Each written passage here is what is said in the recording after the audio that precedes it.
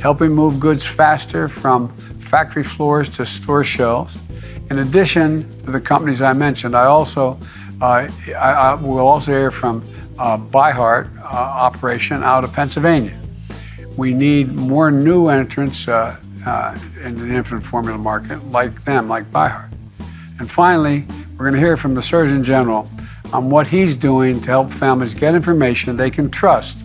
The IRS has just announced that there are some Americans that are currently eligible for another $1,400 stimulus check. Governors across the country are planning to send out $200 inflation relief checks to drivers. Senate Democrats are proposing sending a rebate check to drivers across the state to help with the rising cost of gas.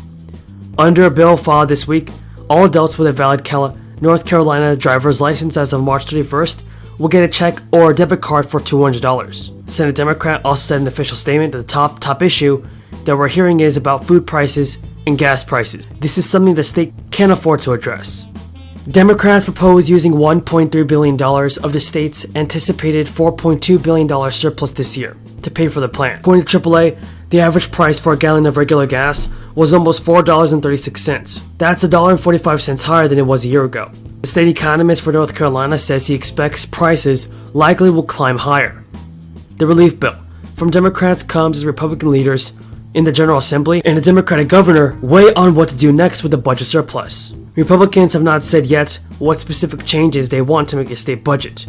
House Speaker Tim Moore recently said that discussions about further tax relief are underway, and Governor Cooper's spokesperson has said high gas prices continue to hurt families across the country, and this is one way to help ease the burden. We will carefully review the legislation, and he looks forward to upcoming budget. Now, getting a tax refund is a very important thing this year, as millions of people continue to face financial difficulties. According to CBS News, 3 of 4 taxpayers typically receive a check from the IRS after they file their tax return. But this year, tax experts warn that some people may receive a smaller check than normal. The biggest issue that could impact tax refunds is the enhanced child tax credit. People will receive tax refunds if they've paid more to the IRS throughout the year that they owe. The tax agency then cuts a check for the difference. There are also many taxpayers that can also claim tax credits, which are a dollar-for-dollar reduction in the amount you owe to the IRS. These credits are typically aimed at specific groups of taxpayers: parents, students, or low-income workers. Under the President Biden's American Rescue Plan, the child tax credit was expanded from $2,000 to $3,600 for children under 6. So that's because half of the expanded credit was paid out in advance through monthly checks from July to December. At the same time, there are some parents and taxpayers who could end up with bigger tax refunds. Some people may be likely to see a bigger refund in early 2022.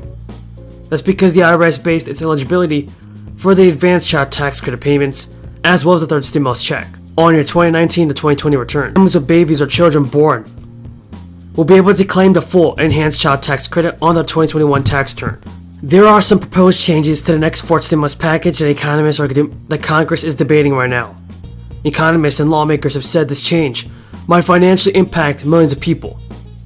Plans for a third flight with Bubs Australia, and the CEO of Bubs, Christy Carr, is with us today, virtually today. This flight would bring 4.6 million bottles of infant formula and pave the way for up to 27.5 million total bottles of Bubs infant formula to be supplied to American families in the weeks ahead. Third, the Food and Drug Administration is reviewing applications for another new high-quality imports to increase our supplies. In addition to getting Bubs formula through the process, on Friday, FDA announced that Kendall NutriCare would be able to import formula from the UK. Today, we're announcing the United Airlines has agreed to offer cargo space for Kendall NutriCare for the delivery of 3.7 bottles of the formula here in the States. I want to thank United Airlines for partnering with us to get this done. They're doing it on their own. The first flight next week, continuing over the next 2 to 3 weeks. And Target, the department store, has agreed to partner with Kendall NutriCare to distribute this formula quickly to American families in stores and online. And still we have work to do, though, but we're making critical progress. And today I look forward to hearing from these leading manufacturers to learn more about their actions they're taking to increase supply to American families, and to discuss how my administration can continue to support their efforts. speeding up manufacturing. This is a moment of pride for our country and for our state.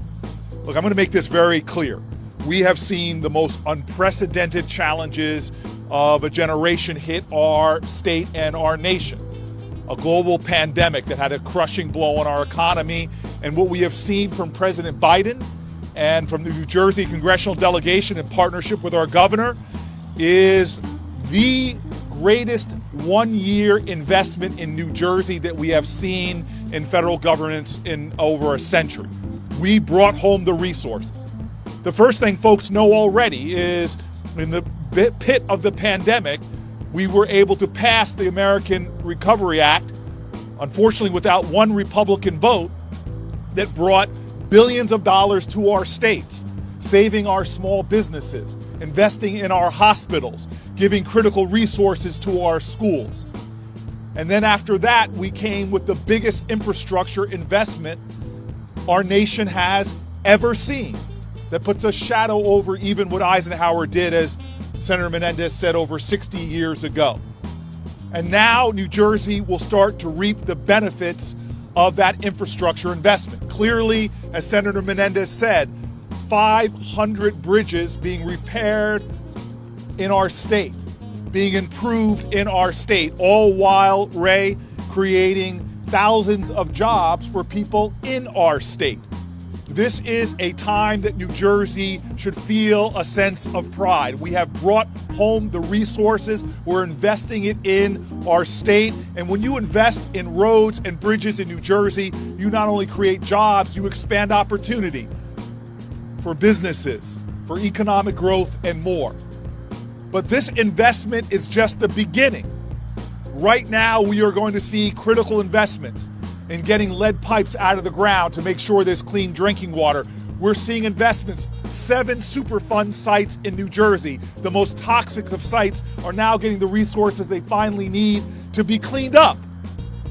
We are seeing our state in the worst of times show the best of who we are, building upon what our governor has done by making school and healthcare more affordable, building upon what we in New Jersey have done with our grit and our grace, because that's the American way, that's the New Jersey way. We've seen everything come at us, from a pandemic to the worst of storms, and we didn't give in, we didn't give up. Today is a day to show the truth of our state, that we didn't give in, we didn't give up, but we got better. And so now, today, we mark the beginning of a period of investment like this state has not seen in well over a century.